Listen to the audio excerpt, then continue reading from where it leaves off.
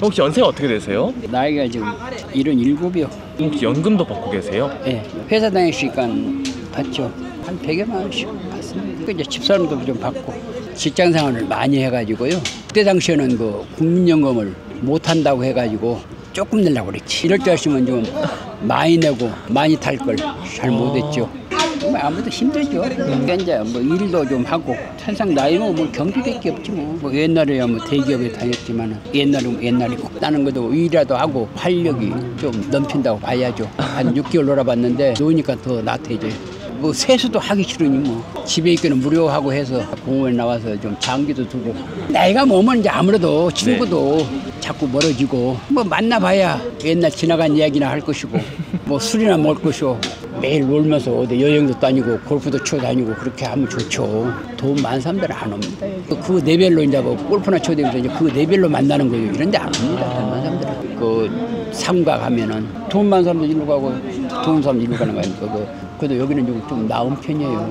그렇죠. 꿈도 많았죠.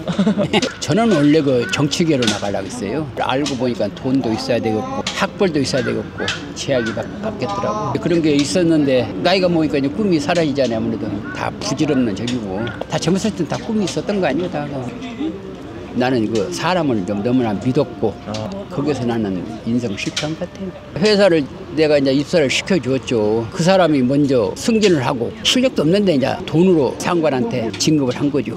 사회 나오면 그렇더라고요. 그러니까 사람이 이제 거기서 이제 회의를 느끼고 그때부터 이제 사람이 싫어지더라고요. 그러니까 정신적인 스트레스가 많이 온 거죠. 98년도에 퇴직금 받고 장사 좀 해가지고 시골이지만 아파트라도 하나 한 49평 하나 해놨으니까 다행이라고 생각하죠. 그래도 이제 만족감이라는 게 없더라고요. 그 옛날에는 그 아파트라도 하나만 있으면 좋겠다라는 그런 생각인데 그 있고 보니까 또 좀 더 나은 요즘 같은 경우는 탤런트 같은 경우 뭐 몇백억 몇십억 그러니 괜히 뭐 회의만 느껴지는 거죠. 그래도 집안차도 있으니까 다행이지 없으면 얼마나 비참합니까.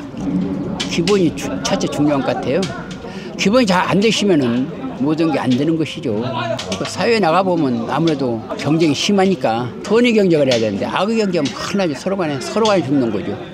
남는 게 뭡니까? 끝에 가서는 아무것도 안 되죠. 나 같으면 같이 커나가요. 머리가 좋은 사람들 한 수 배우죠. 당연히 배워야죠. 남은 거 죽이는 것만 생각했지 같이 머리 좋으면은 한 수 배워서 같이 가야죠.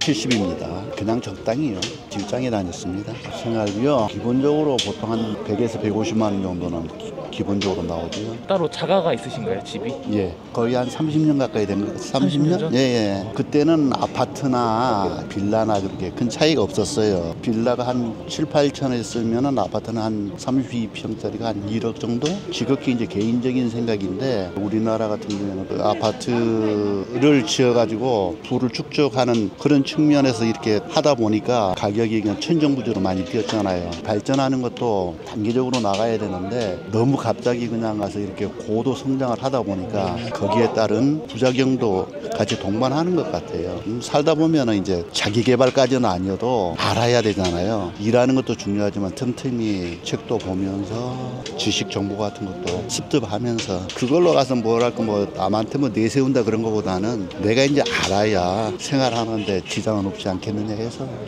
근데 그거는 누구나 다 마찬가지일 것 같아요. 인생을 살면서 후회되는 게 있으신가요? 아니요. 후회되는 거 없어요. 왜냐면은 그날이 내가 생각하는 대로 떳떳하게 사법권이나 이런저런 문제 남한테 예를 들어서 빚을 졌다 할지 그 죄를 짓지 않고 떳떳하게 살면은 두 벌 뽑고 사는데 뭐가 후회되겠어요. 타이가 이제 뭐랄까 개입할 문제는 아닌데 정상적으로 살지 않고 너무 법을 무시하면서 사는 사람들이 굉장히 많은 것 같아요. 이 법이라는 건 마지막 보루인데 법을 무시를 하고 범죄를 저질렀을 때 그 법보다도 훨씬 더 많은 이익이 나오니까 그런 범죄를 저지르는 것 같아요. 그러다 보니 그게 사회가 너무나 그냥 각박해져 버리고 그런 것 같아요. 예, 모든 걸 금전적으로만 이렇게 하려고 하고 뭐 법적인 거 사람들이 그 기본적인 기본적인 게 아이들부터 시작해갖고 이렇게 노년층까지 전부가 좀 잘못되어 가는 것 같다는 그런 생각이 지극히 개인적인 생각인데 좀 그런 게 있어요. 지극히 간단한 거지만은 이런 경우에는 어떻게 좀 하는 게 좋을까요? 그 의견을 물어봤을 때는 내가 살아보니까 이런 경우가 있었다. 이래 정도는 좋은데 너는 이렇게 살아라. 이렇게 살지 말라. 그거는 좀 아닌 것 같아요. 남자하고 여자하고 성별이 달라. 김 씨가 됐든 이 씨가 됐든 다 다른 사람끼리 만나잖아요. 그럼 어떻게 가겠어? 진짜 다 달라요. 그럼 거기서 이제 그 공감대를 형성하면서 인정을 해주면서 거기서 이제 서로 닮아가려고 노력을 하면 괜찮은 것 같아요. 처음부터 너무 많은 걸 요구하면은 좀 그렇더라 이런 얘기예요. 요새는 또 결혼 못하는 것도 있잖아요. 결혼 못한 이유가 뭐냐면은 너무나 많은 걸 요구를 해요. 예를 들어가서 지금 이런 얘기하면 또 성별적으로 제가 이제 뭐 저런 사람이네 이런 소리도 들을지 모르겠지만은 그분들은 예를 들어서 자기들이 봤을 때 A 학점이라면은 A 플러스 해갖고 오온 없이 자기보다 월등하게 나은 사람을 선택하려고 그래요. 선택하는 목적이 자기가 부족한 부분이 뭔가를 해갖고 채우려고 하면 괜찮은데 모든 걸 더 자기보다 나은 거를 찾으려고 그러면은 남자의 입장에서는 이 정도의 스펙을 가지고 있으면은 나도 더 좋은 사람을 찾아야 될 거 아닙니까? 예, 그러면 예를 들어서 여성분이 남성이 이만큼 차도 좋은 차 있고 좀 아파트도 좋은 아파트 있고 재산도 많이 가지고 뭐 주식도 많이 가지고 있다 하자 이런 얘기예요. 주식을 보고 아파트를 보고 이렇게 살았는데 그게 없어지면은 나중에 그 자체가 없어지고 헤어져야 되는 거 아니에요? 인간 대 인간 본질을 보고 저 사람이 내가 부족한 부분 그런 것을 서로 채워주고 서로 이끌어주면서 같이 살아가면 참 좋은데 그렇지 않은 사람들 우리가 말하는 너무나 많이 계산적으로 사는 사람들은 절대 이루어지지를 못해요. 그래서 헤어지는 것도 너무나 쉽게 헤어지고 만나는 것도 너무 쉽게 만나는 것 같더라고요. 나도 주변에서 보는데 자기들은 공부를 못했어. 애한테는 가서 돈만 주면 가서 학원 보내면 공부 잘할 줄 알고 무조건 공부하라고 그래. 자기는 올바르게 살지 않으면서 자기 아들한테는 나 아빠가 목숨 걸고 돈 벌었다.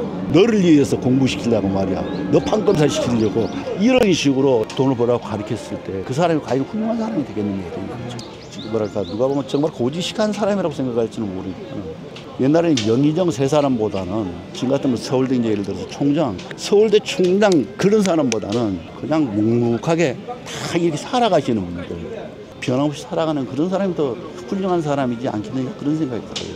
근데 열심히 사시는 분들인데 괜히 보면 이제 다른 사람들이 그냥 옆에서 흔들고 말이야. 당신들은 뭐 그 어떻게 살았냐. 그거 뭐 당신 그렇게 살면 안 돼. 막 이런 자기들이 살아온 방식을 자꾸 강요를 하면서 평가를 한다 이런 얘기예요. 자기가 자기 자신을 평가를 해야 되는데 왜 남을 평가를 하느냐. 너나 잘해.